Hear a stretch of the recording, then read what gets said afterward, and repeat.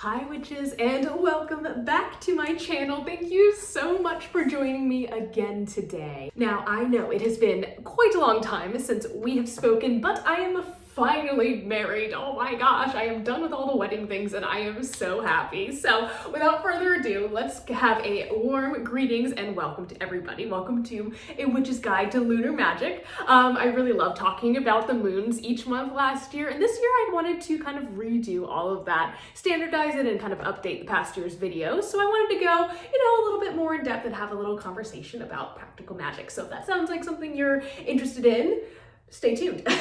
Now, first let's talk about the full moon that is coming up actually tomorrow because I'm running a little bit behind. Now, for today, we are discussing the full flower moon and lunar eclipse that is occurring on Friday, May 5th. So hopefully I'm getting this out ASAP. Now, first things first, let's break down the name of this full moon, right? Now, every single full moon has a specific name, and this one is most commonly referred to as the full flower moon. And the best way I can remember that is that old rhyme, April showers bring May flowers, the May full moon is the flower moon. Now, alternatively, this moon is called the milk moon, the planting moon, the hare moon, the bright moon, the harpa moon, and the budding moon.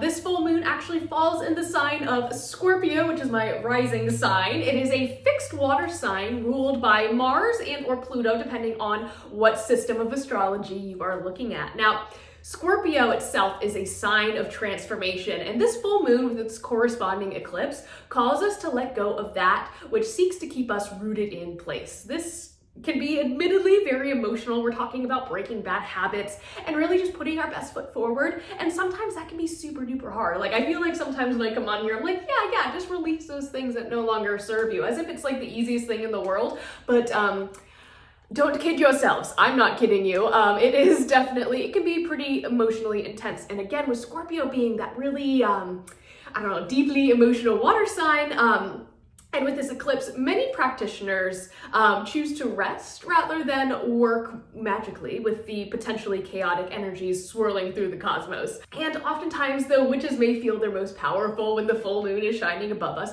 know that it is okay to choose rest and to choose to not practice, especially if you are a practitioner who doesn't like to work during the eclipses. That is a-okay. I personally love a little bit of chaos in my magic, so I am going to be hopefully harnessing these energies that are floating around us in order to kind of jumpstart that transformation, right? Now, with this full moon specifically, I encourage you to focus on positivity, growth, and again, transformation. We are going to be talking about that word a lot. So I'm sure that is all well and good, but here on this channel, I know we love chatting all about practical magic and the ceremony of it all. So to recap, let's go through some correspondences. Now, first things first, let's talk about the spiritual intentions. Spiritual intentions for this new moon include breaking bad habits, prosperity, sexuality, mystery, abundance, release, transformation, there's that word again, and positive growth. So a lot of those same themes that we see in Bjeltene, which I know I didn't do a video on this year. Again, I got married on the actual holiday, so it was just like a mad dash to the finish. I have 2 other videos about it, so if you guys wanted to learn about the holiday, you can totally check those out, but I digress. A lot of those same themes of like fertility, growth, welcoming in warmth and new life into your life, new energies into your life, connecting with the planet, connecting with nature, celebrating summer. It's all about this like season of change as we move from spring into this really abundant, really expansive summertime. Now, let's talk about how you can start to decorate your sacred space or your altar space. The first thing that I recommend, and this is really great for novice practitioners or practitioners that may not be able to openly practice, also for altar cloths and other decorations, I encourage you guys to look into the world around you for inspiration in terms of colors, right?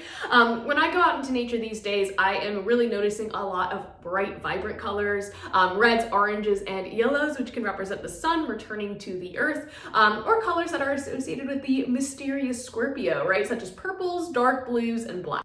Next, some other symbols that you might want to include lunar imagery, such as the triple moon symbol, the balance of dark and light, spring flowers, water, scorpions, skulls, or other death imagery, so like death and rebirth, right?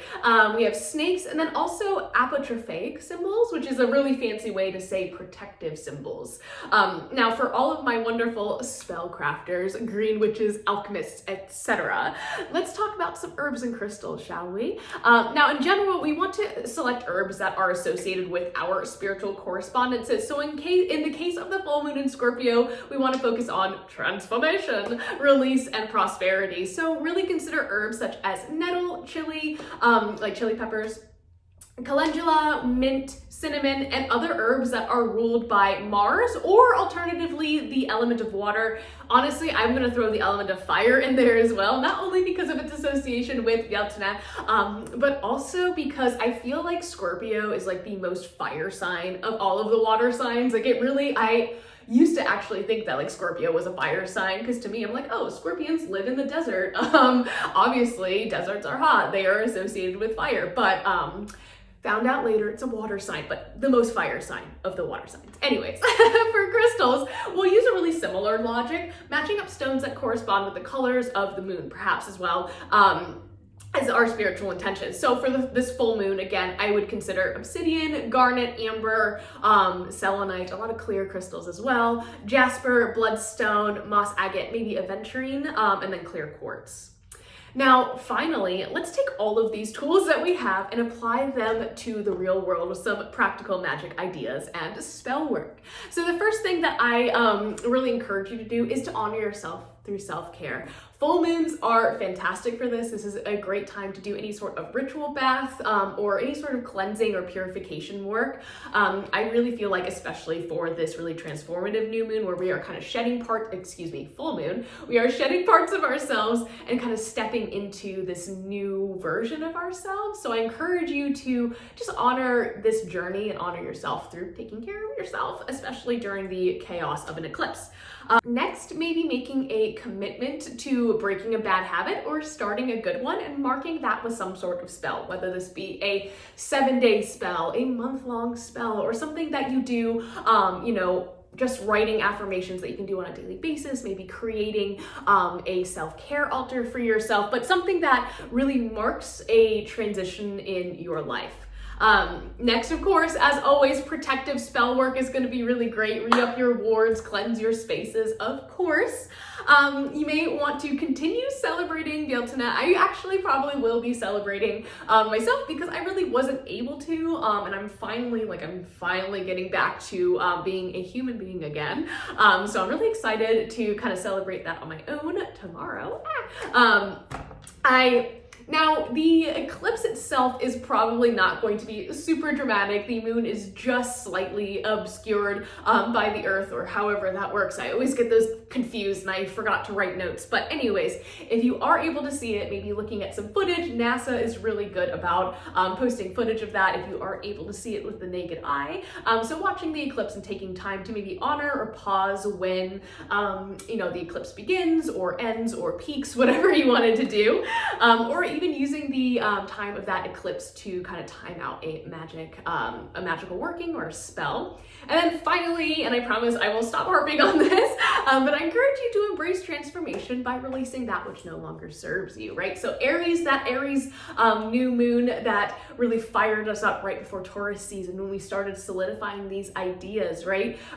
Scorpio kind of takes those two energies, the stability and the hardworking nature of Taurus, the fiery kind of inspired action of Aries, and really kind of combines them together. We, over the last 2 weeks, may or may not have learned a lot about ourselves, and it's time to start working towards, becoming the true, authentic version of ourselves, the witchiest, most powerful version of ourselves. And the first step is to release any fear or any thoughts of, hey, I can't do this, or I'm not on this right path. So I encourage you to just kind of embrace those things and celebrate those things that make you unique and really just flaunt them tomorrow. It's Friday, live your truth. Okay guys, thank you so much for joining me today. I hope you have a fabulous full moon and I will see you in the next one. Bye.